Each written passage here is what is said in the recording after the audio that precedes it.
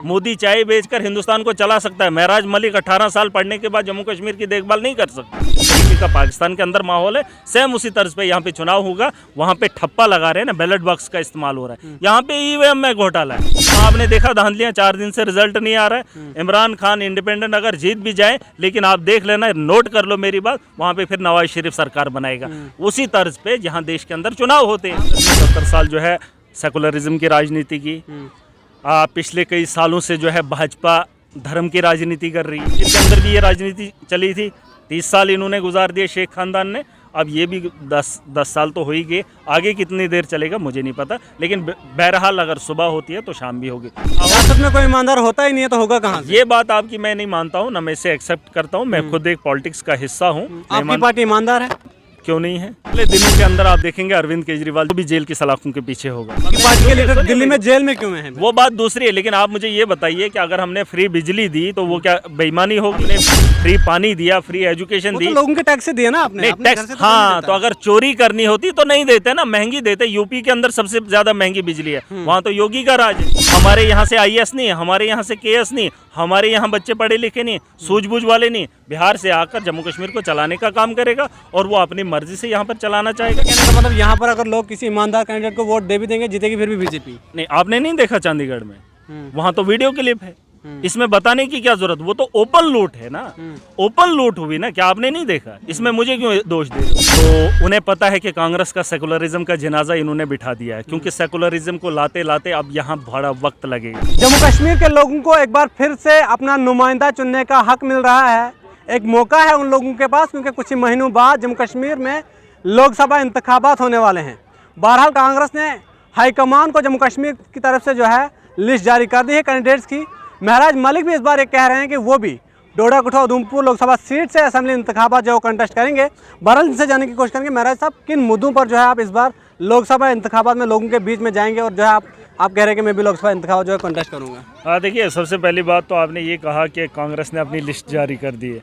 List अवाम भी जारी कर सकती है, अवाम ने वोट करने हैं, वोट से पहले लोग तय करेंगे कि हमें नुमाइंदा कौन चाहिए। जिन लोगों की लिस्ट इन लोगों ने दे रखी है, क्या वो लोग कभी लोगों के लिए लड़े? क्या लोगों के लिए वो कभी सामने आए? लिस्ट ये नहीं देंगे, लिस्ट अवाम देगी और वोट भी अवाम देगी। इससे उन पार्टीज का खर्चा भी बचेगा और लोगों को अच्छा रहनुमा भी मिलेगा। तो इसके लिए पार्टी तय नहीं करे, अवाम तय करेगी।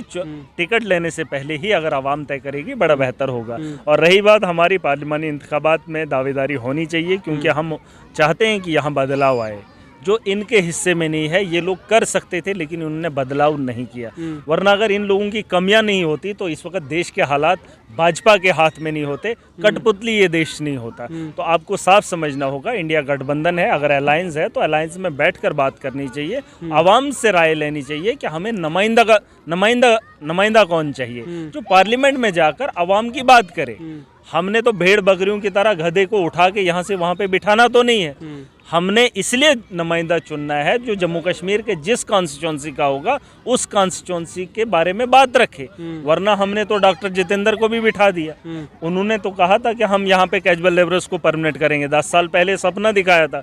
10 साल में उन्होंने पूछो एक बार भी पार्लियामेंट में जाकर बात रखी? अगर रखी होगी तो मुझे बता दीजिए। हमारे लोग सड़कों पे प्रोटेस्ट कर रहे हैं, हमारे नौजवान बेरोजगार हैं, हमारे यहाँ आज भी करप्शन है। कभी भाजपा ने स्टेज पे चढ़ के कभी बोला कि करप्शन खत्म हुई? एक सवाल ये बता देना किसी स्टेज पे चढ़ के कि हमने करप्शन खत्म की। लोगों को पूछे हुई, अगर लोग बोलेंगे हुई है तो भाजपा को वोट दे दो, वही तो सवाल है। वरना अगर ये उठा के वहाँ से ऐसे यहाँ से बना देंगे तो वहाँ पे वो बैठने का काम करेंगे, अयाशी का काम करेंगे। इसलिए आवाम का मैंडेट नहीं जाता है। आवाम के मसले उठाना और उनका अजाला करना, ये सबसे बड़ी बात है। वरना इन्होंने कहा था नौजवानों को रोजगार देंगे, करप्शन खत्म हो जाएगी। स्कूल ये बता दें, भाजपा अपने दौर के अंदर किन स्कूलों का होलिया इन्होंने बदला। आप नौजवानों की बात करते हो, बेरोजगारी की बात कर रहे हो, जम्मू कश्मीर के आवाम की बात करते हो, आपको लगता है कि आपको लोग जो है इन मुद्दों पर वोट देंगे? देखिए, क्यों नहीं देंगे, और किन मुद्दों पे वोट देना चाहिए? नहीं, हर इंसान का फर्ज है इन मुद्दों पर जो वोटिंग होती है। देखिए, होना भी चाहिए। नहीं, जब आपके कैंडिडेट ही वही हैं जो नामजद दिल्ली से होते हैं, जो नामजद पार्टियां करती हैं, जिसके पास माल है उसको कैंडिडेट डिक्लेयर कर देते हैं, तो लोगों के सामने फिर तो चुनावी मुद्दे कहाँ होंगे? वहां तो मुद्दे फिर धर्म के होंगे, वहां तो मुद्दे अलग होंगे। जब आम आदमी इलेक्शन का हिस्सा बनेगा तो आम आदमी की बात करेगा। नहीं, वो चीज नहीं, जब कैंडिडेट ही खड़ा नहीं होता ना, किसको आपने ईमानदार देखा जो आज तक खड़ा हुआ? कोई ईमानदार, कोई आलिम, कोई पंडित जो ईमानदार रहा हो? सियासत में कोई ईमानदार होता ही नहीं है तो होगा कहाँ से? ये बात आपकी मैं नहीं मानता हूँ, ना मैं इसे एक्सेप्ट करता हूँ। मैं खुद एक पॉलिटिक्स का हिस्सा हूँ। आपकी पार्टी ईमानदार है? क्यों नहीं है?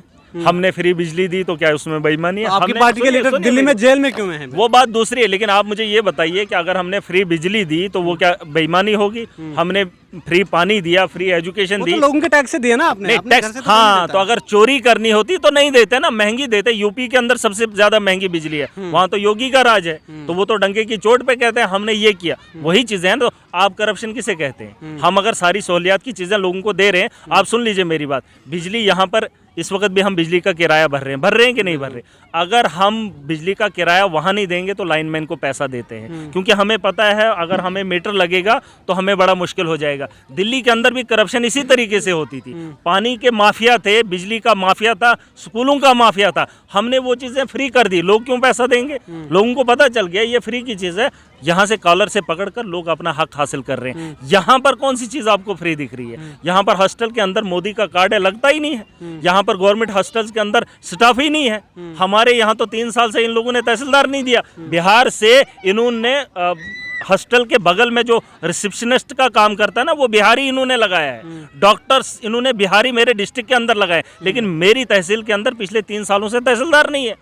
बिहारी आएगा यहाँ, जम्मू कश्मीर को चलाने का काम करेगा। ब्यूरोक्रेट्स बिहारियों को ला रहे हैं, जो इनके वहाँ पर जिस तरीके से चुनाव में नहीं देखा आपने इलेक्शन, वो कौन करवा रहा था? वो तो भारतीय जनता पार्टी का एक कार्यकर्ता था। बीजेपी कह रहे देश एक ही, जम्मू कश्मीर देश का हिस्सा है, बाहर का यहाँ काम देश का हिस्सा है। इसका मतलब यहाँ के लोगों को कुछ, यहाँ के लोग नाअहल हैं।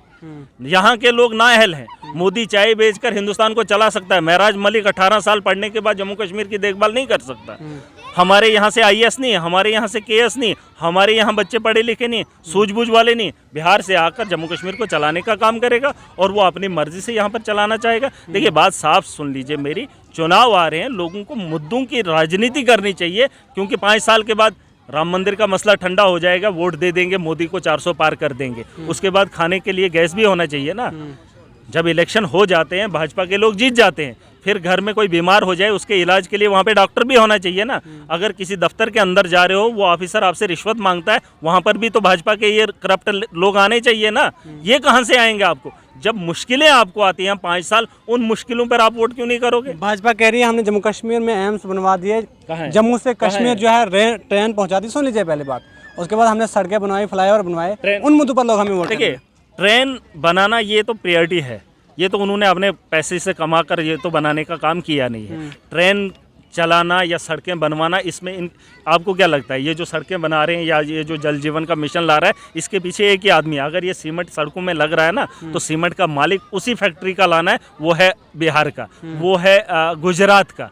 इनका कॉन्ट्रैक्टर एक ही है, बाकी यहाँ पर सबलेट पे दिए जा रहे हैं। सुन लीजिए, ये ठेकेदारी कर रहे हैं, उसमें करप्शन हो रही है।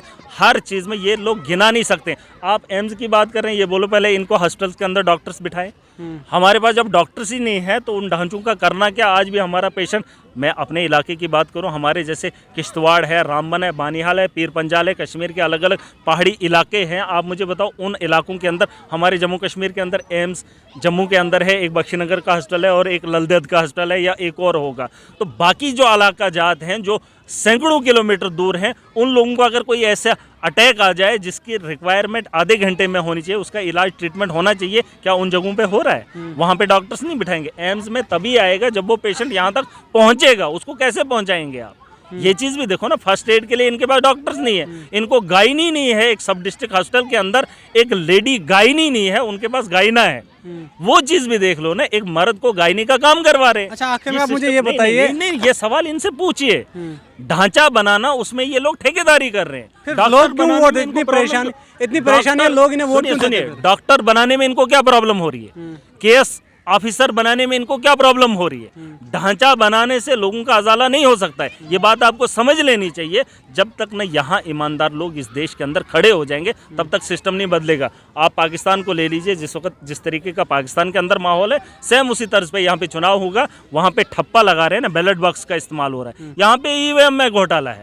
वहाँ आपने देखा धांधलियाँ, 4 दिन से रिजल्ट नहीं आ रहा है। इमरान खान इंडिपेंडेंट अगर जीत भी जाए, लेकिन आप देख लेना, नोट कर लो मेरी बात, वहाँ पे फिर नवाज शरीफ सरकार सरकार बनाएगा, उसी तर्ज पे जहाँ देश के अंदर चुनाव होते हैं। आपके कहने का मतलब यहाँ पर अगर लोग किसी ईमानदार कैंडिडेट को वोट दे भी देंगे, जीतेगी फिर भी बीजेपी। नहीं, आपने नहीं देखा चंडीगढ़ में, वहाँ तो वीडियो क्लिप है, इसमें बताने की क्या जरूरत, वो तो ओपन लूट है ना, ओपन लूट हुई ना, क्या आपने नहीं देखा? इसमें मुझे क्यों दोष दे रहे हो? पूछ लो ना उनसे, क्या 20 लोग इंडिया अलायंस के थे, जिसमें कांग्रेस के थे, आम आदमी पार्टी के थे, 20 वोट हमारे थे, 16 वोट उनके थे, 8 को रिजेक्ट कर दिया, नहीं किया। तो ईवीएम के अंदर घोटाला कैसे नहीं होगा? देखिए, लोगों को ये चीज़ें समझनी होंगी। अगर ऐसे जैसे नाअहल लोगों को सत्ता में बिठाते रहेंगे, अगर घर का काम भी किसी अनाड़ी को दे देंगे तो घर बिगड़ जाएगा, बर्बाद हो जाएगा। तो वही बात है, रिश्ता करने से पहले लड़की और लड़के को पूछना होता है। टिकट देने से पहले भी लोगों को पूछ लो कि फला बंदा आपका कैंडिडेट बनेगा नहीं बनेगा।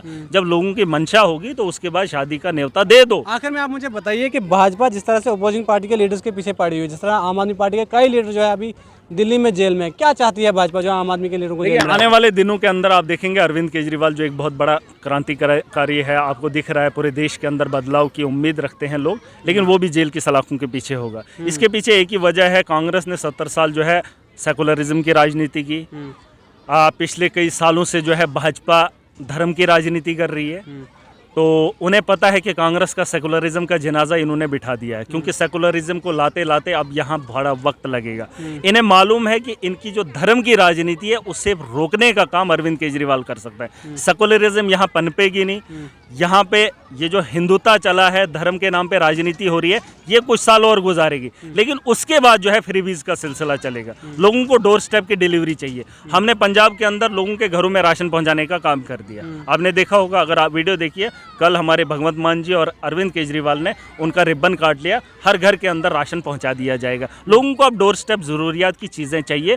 जिन्हें लगता है, भाजपा को लगता है कि धर्म की राजनीति को अगर रोका जा सकता है तो वो ये एक राजनीति है, फ्रीबीज होगी, लोगों की ज़रूरियात पे काम करना है। डेवलपमेंट और मुद्दे की बात वो अरविंद केजरीवाल कर रहा है, इसलिए उनको उनसे प्रॉब्लम है। करप्ट नहीं है। अगर करप्ट होते तो आप दिल्ली का जीडीपी देख लीजिए, दिल्ली का बजट देख लीजिए। जब हम सरकार में नहीं थे उससे पहले दिल्ली का क्या बजट था। हमने इतनी चीज़ें फ्री भी दी, उसके बावजूद भी हमारा बजट सब स्टेट से बेहतर है।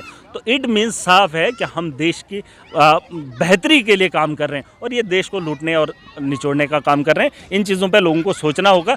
अरविंद केजरीवाल भी तो दिल्ली के अंदर है। दिल्ली की राजनीति में बदलाव कैसे आया? अब ये कह रहे हैं कि हमने पाकिस्तान के साथ ये करना है, वो करना है। वो चीज़ें इन लोगों को कर लेनी चाहिए। धर्म की और ये दिमाग वाली राजनीति नहीं चाहिए। कश्मीर के अंदर भी ये राजनीति चली थी, 30 साल इन्होंने गुजार दिए शेख खानदान ने।